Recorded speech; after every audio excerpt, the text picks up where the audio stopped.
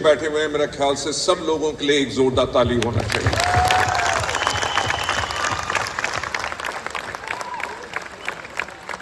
Ladies and gentleman, मैं फिर से थैंक्स कहना चाहूंगा। आपने जो रिस्पेक्ट और प्यार मुझे दिया, पर मैं एक बात और साफ क्लियर करना चाहूंगा, मैं कोई भगवान नहीं हूं, राइट? और लोग मुझे इतनी रिस्पेक्ट दें, मुझे वो भी अच्छा नहीं लगता। क्यों? क्योंकि मैं एक ऑर्डिनरी इंसान हूं। ऑर्डिनरी इंसान इसलिए हूं क्योंकि ऑर्डिनरी लोगों के बारे में सोचता हूं, राइट? मैं आप लोगों को बताना चाहूंगा कि आज के दिन पे मेरा 28 इयर्स का एक्सपीरियंस हो चुका है डायरेक्ट सेलिंग में, राइट? जब 1996 में डायरेक्ट सेलिंग इंडिया में शुरू हुई, तब मैं इस इंडस्ट्री का हिस्सा बना।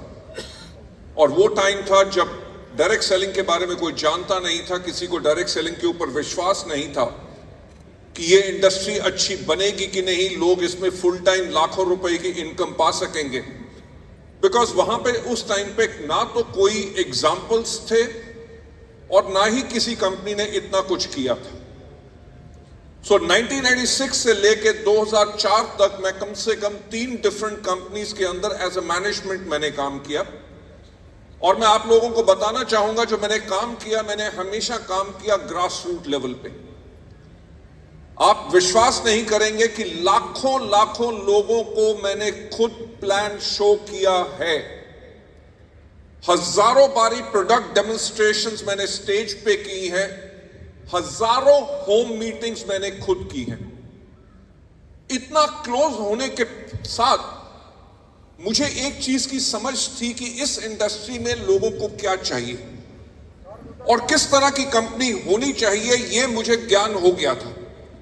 पर मैं जब किसी कंपनी के अंदर नौकरी करता था, जॉब करता था, जब कंपनी की मैनेजमेंट को मैं समझाता था कि इस तरह की पॉलिसीज करो जिसके करके डिस्ट्रीब्यूटर ग्रो करें, क्योंकि डिस्ट्रीब्यूटर अगर ग्रो करेंगे, उनको लाखों रुपए की आमदनी आएगी, तभी कंपनी ग्रो करेगी। और हुआ क्या कि 3 कंपनीज में जिनमें मैं पहले काम कर रहा था, उनकी मैनेजमेंट के सोचने का तरीका मुझसे बिल्कुल अलग था। उनकी सोच क्या थी कि हमारी जेब में पैसा जाए, लोगों की जेब में पैसा ना जाए। तो इतनी 3 जॉब चेंज करने के बाद मैंने कहा, कब तक मैं लोगों के ऊपर उंगलियां उठाऊंगा, कहूंगा उसने नहीं करने दिया, उसने नहीं करने दिया। क्यों ना अपने ऊपर उंगली उठाऊं और जो सोचता हूं उस तरह की एक कंपनी बनाऊं। लेडीज एंड जेंटलमैन, वहां से शुरुआत हुई वेस्टीज की। एंड हम लोग बहुत लकी हैं कि आज के दिन पे हमारे देश में डायरेक्ट सेलिंग के रूल्स आ चुके हैं, कानून बन चुके हैं। अब ये इंडस्ट्री बिल्कुल प्रोटेक्टेड इंटरेस्ट इंडस्ट्री है, क्योंकि पहले ब्यूरोक्रेसी को भी इसका समझ नहीं आता था। एंड आप मानेंगे नहीं कि 2004 में जब हमने वेस्टीज शुरू की, उस टाइम पे डायरेक्ट सेलिंग यानी कि नेटवर्क मार्केटिंग एक गाली बन चुका था। लोग सोचते थे कि ये वो बिजनेस है जिसके अंदर सब वही लोग काम करते हैं जो दूसरों को धोखा देते हैं। तो हमने कहा कि एक ऐसी हम कंपनी बनाएं जिसकी सबसे पहला संस्कार हो ईमानदारी। हम लोगों को इतना सफल बनाएं कि लोग इसमें फुल टाइम काम करें और अपने आने वाली नेक्स्ट जनरेशन को भी इसमें डालें। वहीं से शुरुआत हुई वेस्टीज की। वेस्टीज का marketing plan, product trainings, product की प्राइसिंग, सब कुछ हमने बहुत सोच के की। उसी का आज नतीजा है कि वेस्टीज ना ही सिर्फ इंडिया में number 1 Indian direct selling company है, बल्कि वर्ल्ड की टॉप 100 कंपनीज में हमारा 30th रैंक है।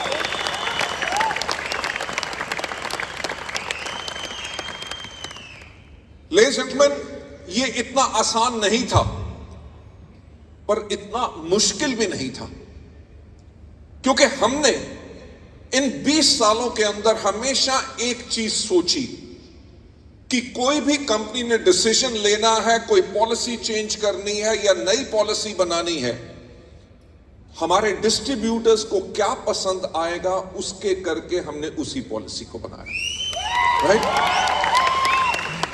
जो हम अपनी कोर वैल्यूज में हमेशा एक बात कहते हैं कि ग्रोथ ऑनेस्टी के साथ साथ हमारी जो कोर वैल्यू है वो है कस्टमर सेंट्रिसिटी की, यानी कि हम अपने लोगों का फायदा पहले देखते हैं, अपना फायदा बाद में देखते हैं। राइट लेडीज एंड जेंटलमैन,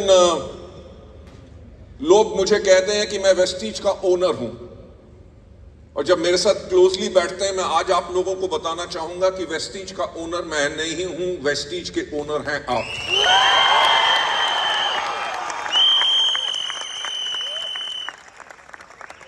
हम लोग तो सिर्फ मैनेजमेंट हैं जो आप लोगों के लिए काम कर रहे हैं ताकि आप लोगों का कैरियर और ग्रो करे। और मैं आपको सच बात बताना चाहूंगा, आप मेरे इनकम टैक्स रिटर्न से भी देख सकते हैं, हमारे लीडर्स वेस्टीज में पर मंथ मेरे से कहीं ज्यादा इनकम लेके जाते हैं।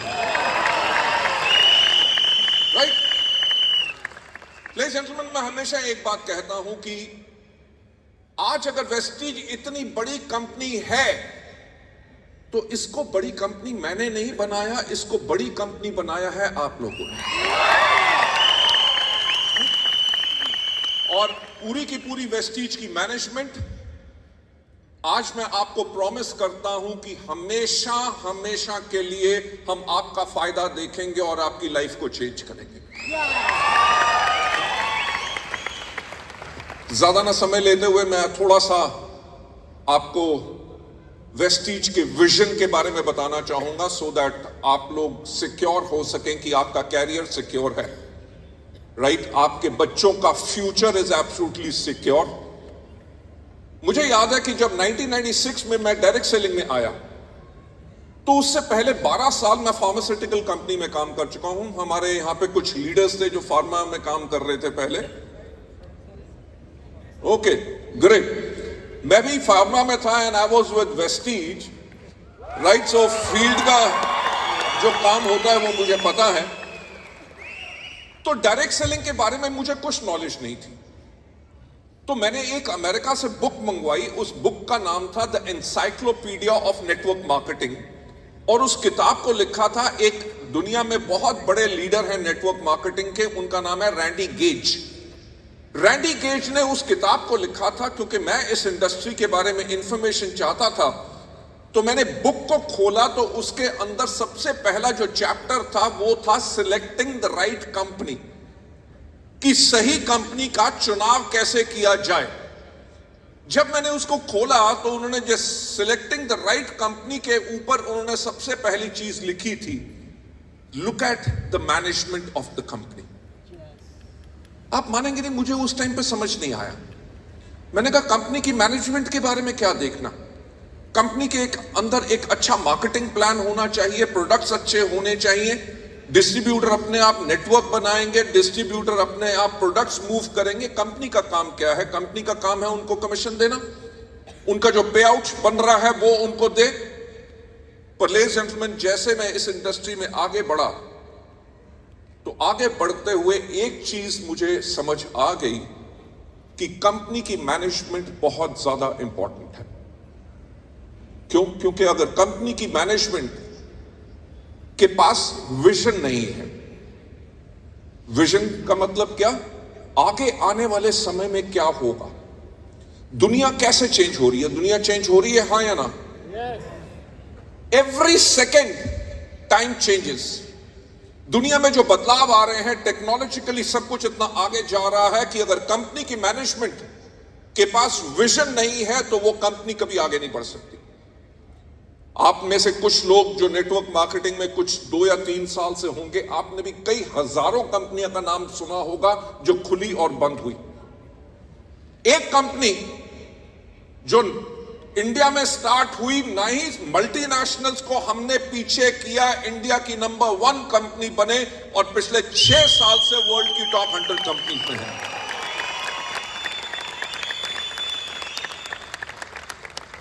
आज आपने देखा स्टेज के ऊपर कितने लोग जो 1 लाख प्लस कमा रहे हैं। मैं मैडम के एग्जाम्पल से बहुत ज्यादा इंप्रेस हुआ। राइट, 2nd क्लास तक पढ़ी हुई और स्कूल के अंदर मेड का काम कर रही थी, 8,000 तक की salary.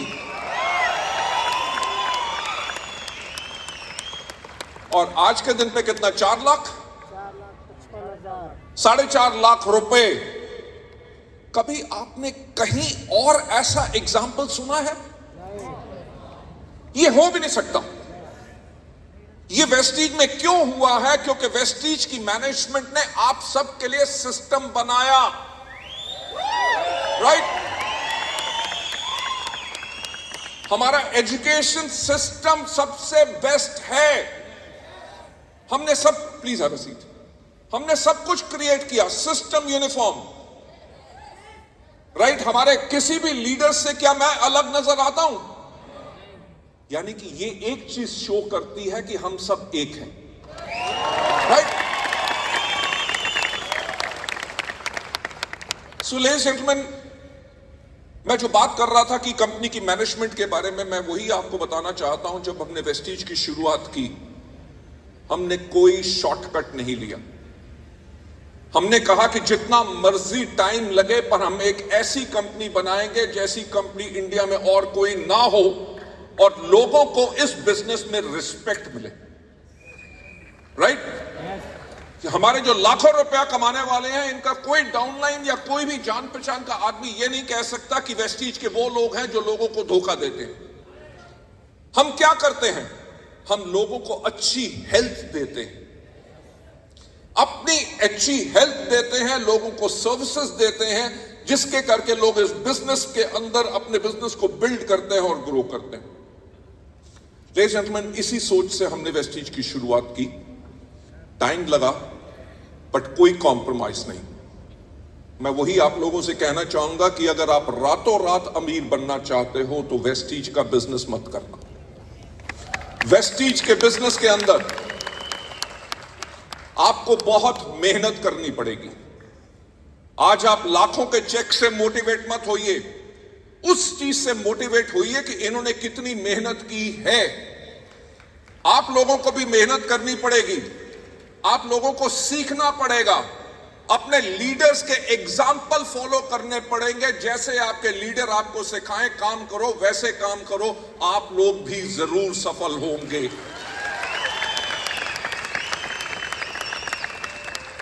So ladies and gentleman, मैं जो आपको बताना चाहता हूं कि जब 2004 में हमने शुरुआत की, धीरे धीरे बहुत अच्छे लीडर्स हमारे पास आने लग गए, क्योंकि उस टाइम पे कोई ऐसी कंपनी नहीं थी जो वेस्टीज की तरह सर्विसेज दे रही थी, बेहतरीन प्रोडक्ट के टेस्टिमोनीज आए, लोग ग्रो करना शुरू किए, तो हमारे पास और लोग आते रहे और हम कंटिन्यूस ग्रो करते रहे। मैं कंपनी की जो विजन की बात कर रहा हूं, मुझे याद है 2011 में जब हमें 7 साल कंप्लीट हुए थे, तब कंपनी का क्यूमुलेटिव एवरेज ग्रोथ रेट 135% था। यानी कि कंपनी हर साल 135% की ग्रोथ कर रही थी। We were a super successful business model. और हमने 2011 में सोचने का शुरू किया काहे के लिए, 2020 तक। जब हमने 2020 के बारे में सोचा, मैं 2011 की बात कर रहा हूं कि वेस्टीज हमेशा 10 साल आगे का प्लान करके चलती है, क्योंकि सोचने की हिम्मत तो करो के साथ साथ मैं एक और बात बोलता हूं, और वो बात होती है कि सफलता उन्हीं को मिलती है जिनकी तैयारी अच्छी होती है।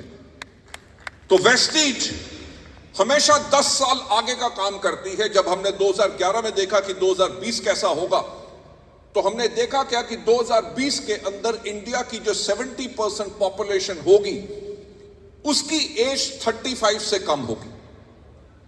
हमने कहा अगर इंडिया की 70% पॉपुलेशन 35 से कम होगी, तो 35 की एज तक लोगों को क्या चाहिए होता है। आप मानोगे नहीं, हमारे प्रोडक्ट्स की उस टाइम पे पैकेजिंग बहुत सीरियस होती थी। स्पिरुलिना का अगर लेबल है तो उसके ऊपर स्पिरुलिना की फोटो होती थी, नोनी के ऊपर नोनी की फोटो होती थी, फ्लैक्सीड ऑयल के ऊपर फ्लैक्सीड के ऑयल्स बने होते थे। और हमारा बिजनेस उस टाइम पे टोटली पेशेंट और डॉक्टर का बिजनेस बन चुका था, क्योंकि लोगों को इतने अच्छे रिजल्ट मिलते थे तो हर कोई किसी से जाके पूछता था आपको कोई बीमारी है, वो कहता था नहीं, किसी काम का नहीं। राइट? लोग ढूंढते थे उन लोगों को बीमारी है, क्यों? क्योंकि लोगों का कॉन्फिडेंस इतना हाई था कि लोगों को फायदा जरूर मिलेगा क्योंकि वेस्टीज की क्वालिटी बेस्ट है। तो हमने सोचा जब 2020 के बारे में, हमने कहा अगर 35 से कम एज के लोगों को अगर बीमारियां कम होती हैं तो वो तो हमारे प्रोडक्ट पसंद नहीं करेंगे, वो तो यही करेंगे, हमारे बिजनेस को भी पसंद नहीं करेंगे। वो कहेंगे ये तो प्रोडक्ट्स उनके लिए है जिनकी एज 50+ है। सुपर सक्सेसफुल बिजनेस मॉडल जिसमें 135% ग्रोथ हो रही थी हर साल, हमने सब कुछ चेंज करना शुरू किया। काहे के लिए? 2020 के लिए, जब इंडिया यंग होगा। हमने अपने प्रोडक्ट की पैकेजिंग चेंज की, अपने कैटलॉग्स चेंज किए, अपनी वेबसाइट चेंज की। हमने सबसे पहली कंपनी थे इंडिया में जिसने अपनी मोबाइल एप्लीकेशन लॉन्च की। इतना ही नहीं, हमने प्रोडक्ट की पैकेजिंग के साथ नई कैटेगरीज लेके आए। नई कैटेगरीज कौन सी? ट्रूमैन हो गया, स्किन फॉर्मूला 9 हो गया, एश्योर नेचुरल हो गया, मिस्ट्रल ऑफ मिलान हो गया, वेलिनो हो गया। एग्रीकल्चर के प्रोडक्ट्स हमने इसमें लॉन्च किए। आप मानोगे नहीं कि 2011 में जब हमने अपना टर्नओवर क्लोज किया था, तब हमारा टर्नओवर था सिर्फ 50 करोड़ एनुअल। और 2020 में, जब 2020 में हमने क्लोज किया, वो 50 करोड़ से 2200 करोड़ पे चला गया। Ladies and gentlemen, that kind of a growth कि 50 करोड़ से सीधा 2200 करोड़ 10 साल में, क्योंकि हमने उसकी प्लानिंग की थी। कंपनी की जो मैनेजमेंट मैं कह रहा हूं, वेस्टीज इतनी स्ट्रांग कंपनी क्यों बनी है? क्योंकि कंपनी की मैनेजमेंट जो है वो एक्सपीरियंस्ड है और वो विजनरी है। किसी भी कंपनी के लिए इतना फास्ट ग्रोथ करना और मेंटेन करना आसान नहीं होता। मैं आपको बताना चाहूंगा इन 10 सालों में क्या हुआ। 2011 में हमने सब कुछ चेंज किया, वी स्टार्टेड ग्रोइंग। 2014 के अंदर आए हमारे माननीय प्रधानमंत्री श्री नरेंद्र मोदी जी और उन्होंने कहा मेक इन इंडिया। कहा था कि नहीं? मेक इन इंडिया से क्या हुआ कि हमारे सारे के सारे एश्योर के प्रोडक्ट्स थाईलैंड से बन के आते थे। मिलेट ग्रुप ऑफ जापान की कंपनी उन प्रोडक्ट्स को थाईलैंड में बनाती थी, वहां से हम इंपोर्ट करते थे। हमारा L-arginine अमेरिका से आता था, हमारा गैनोडर्मा आता था चाइना से, और कितने और रॉ मटेरियल्स आने बंद हो गए। अब जब कंपनी ग्रोथ कर रही है, मेक इन इंडिया के करके आपको अप्रूवल नहीं मिल रहा, आपका बिजनेस डाउन आना शुरू हो गया। कंपनी ने क्या किया कि इमीडिएटली अपना रिसर्च एंड डेवलपमेंट सेंटर खोला 2 महीने में, सिर्फ 2 मंथ्स। देखो सोच क्या थी, लोग कहते थे अभी आपके प्रोडक्ट्स जापानीज कंपनी बना रही है, क्या आप उनकी क्वालिटी मैच कर सकोगे? हमने 2 महीने में अपना इनोवेशन सेंटर खोला और 4 महीने में हमने फिर प्रोडक्ट लॉन्च कर दिए, राइट, बेटर क्वालिटी के। अब 2014 निकला, 2016 में हमारे माननीय प्रधानमंत्री एक दिन शाम को 8 बजे आए और उन्होंने क्या कहा कि 500 और 1000 के नोट, राइट। तो हुआ क्या? मुझे याद है उस टाइम पे हमारी पर मंथ की सेल थी 74 करोड़, जो नीचे गिर के आ गई 47 करोड़ पे। हमें 1 साल लगा वापस उसको 70 करोड़ प्लस ले जाने में। 2016 से ये निकले, 2017 में पहुंचे, 2018 में क्या हो गया? जीएसटी, जहां पे आयुर्वेदिक की कैटेगरी 5% थी, उसके ऊपर जीएसटी लग गया 12%। जहां पे 9 या 12% की कैटेगरी थी, उनके ऊपर रेट हो गया 18%। सबने कहा कि वेस्टीज ने रेट बढ़ा दिए, बिजनेस फिर नीचे आया। हमने फिर बिजनेस को उठाया और 2020 में कौन आया? Corona, right. आप देख सकते हो कि कंपनी की मैनेजमेंट क्यों इंपॉर्टेंट है कि हर साल 2 साल में मेजर चैलेंजेस आए और कंपनी तब भी खड़ी रही, स्ट्रांग और ज्यादा बनी।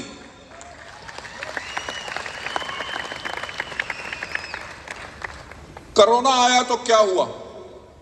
लॉकडाउन। 23 मार्च को लॉकडाउन हो गया। सबने कहा 3 दिन के लिए लॉकडाउन है, फिर खुल जाएगा। उन्होंने कहा कोरोना क्या है? कोरोना चाइनीज चीज है, चाइनीज चीजें तो चलती नहीं है, ये भी मर जाएगा। पर नहीं मरा। फिर एक बारी आइडिया आया कि रोज आज रात को हम ठन ठन ठन ठन ठन थाली बजाएंगे, वाइब्रेशंस के साथ कोरोना मर जाएगा। मरा? राइट? लेडीज एंड जेंटलमैन, पूरी दुनिया बंद थी।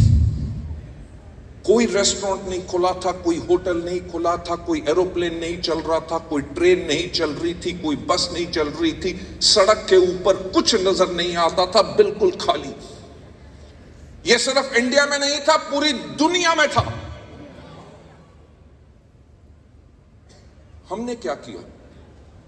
कोरोना जब पहली बारी डिक्लेयर हुआ, हमने 48 आवर्स 48 घंटे के अंदर अंदर अपने 600 से ज्यादा एम्प्लॉइज के घर में लैपटॉप कंप्यूटर्स भेजे, वाईफाई कनेक्शन लगाए।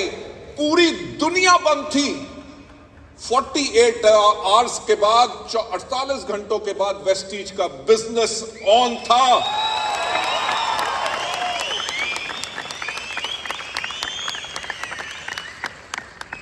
लेडीज एंड जेंटलमैन, पूरी दुनिया बंद थी। बस 48 आवर्स के अंदर वेस्टीज का बिजनेस अप था। जहां पे हमारी महीने में 2000 मीटिंग्स होती थी, CNTs, हमने इमीडिएटली 48 आवर्स के बाद जूम मीटिंग करनी शुरू कर दी, ट्रेनिंग्स करनी शुरू कर दी। लोगों की इनकम ग्रो होगी। मुझे याद है पूरी दुनिया बंद थी। हमारा पे आउट होता है 10 तारीख को, 10 अप्रैल को पूरी दुनिया बंद थी और वेस्टीज ने तब भी अपना पे आउट ऑन टाइम किया।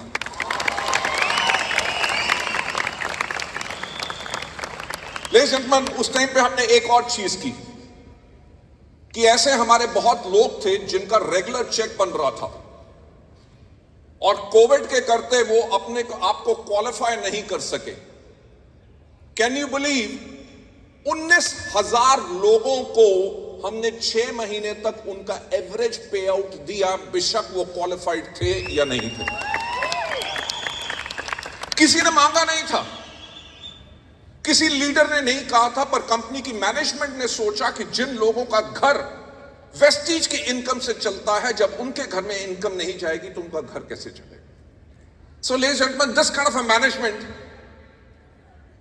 जो आप लोगों का फायदा सोचती है, दुनिया की सबसे बड़ी प्रॉब्लम हो, उस प्रॉब्लम में भी उस कंपनी की मैनेजमेंट के पास सॉल्यूशन है। काहे के लिए? आप लोगों के लिए। लेडीज एंड जेंटलमैन, जब 2021 में बैठे तो हमने प्लानिंग करनी शुरू कर दी 2030 के लिए। राइट? हमने एक स्ट्रैटेजिक थिंकिंग ग्रुप बनाया कि जो मैं बात कहता हूं कि सोचने की हिम्मत तो करो। हमने 2021 में बैठ के सोचना शुरू किया कि 2030 में दुनिया कैसी होगी। राइट? Just think.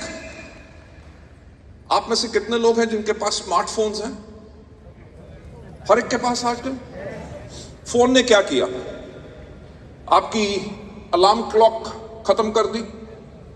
राइट? आपका record player, CD player, cassette player सब खत्म कर दिया। कैमरास खत्म कर दिए, वीडियो कैमरास खत्म कर दिए, STD PCO बूथ खत्म कर दिए। ठीक? जो पोस्टमैन होता था वो आज के दिन पे आपके घर में कभी चिट्ठी देने नहीं आता, क्योंकि मोबाइल के ऊपर ही आप व्हाट्सएप कॉल कर लेते हैं, मैसेज कर लेते हैं, सब कुछ कर लेते हैं। कैलकुलेटर की आपको जरूरत नहीं, क्योंकि फोन में आपके कैलकुलेटर है। आपको कुछ भी पूछना है कि हुमायूं का परदादा कौन था, गूगल के पास जाओ, वो सब कुछ बता देगा। आपका एंटरटेनमेंट किस पे होता है आजकल? फोन पे। रील्स होगी, मूवीज होगी, गाने हो गए, सब कोई इसको सुनता है। आज के दिन पे 5G स्पीड है। 2030 में क्या होगा? 6G या 7G होगा। और होगा क्या, अगर आप किसी से वीडियो कॉल कर रहे हो तो वो अंदर से आदमी बाहर निकलेगा, आपको एक किस करेगा और अंदर चला जाएगा।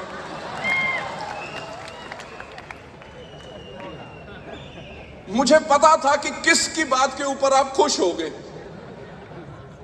अरे ऐसा भी हो सकता है कि वो फोन से बाहर निकले, आपको एक थप्पड़ मारे और अंदर चला जाए।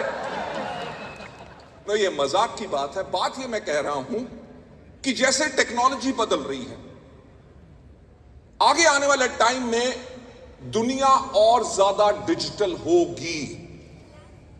आप लोग फेसबुक पे हैं, आप लिंक्डइन पे हैं, आप इंस्टाग्राम पे हैं, ट्विटर पे हैं, सोशल मीडिया को इतना आप यूज करते हैं। तो हमने पूरी स्ट्रैटेजी बनाई 2030 तक हम अपने लोगों को ट्रेन करें कि वो कैसे अपने सोशल मीडिया के ऊपर अपने प्रोडक्ट्स के बारे में, अपने बिजनेस के बारे में किस तरह से रील्स डाले, अपने बिजनेस को कैसे प्रमोट करें, उनके कौन से लोग हैं जिन्होंने उनके बिजनेस को देखा, उनकी रील को देखा, उसके ऊपर लाइक मारा, वो कौन से प्रोडक्ट में इंटरेस्टेड है, whether it is health care, whether it is beauty, whether it is agriculture, उन कैटेगरीज में कौन से हैं, कौन से आपके कस्टमर हैं, कौन से आपके डिस्ट्रीब्यूटर हैं, कौन से आपके प्रोस्पेक्टिव कस्टमर हो सकते हैं, ताकि एक बटन दबा के आप 200 लोगों के पास अपना मैसेज भेज दो, उसके ऊपर वो क्लिक करे, ऑर्डर सीधा कंपनी के पास आए और कंपनी उनको डिलीवर करे और पीवी जाए आपके अकाउंट में।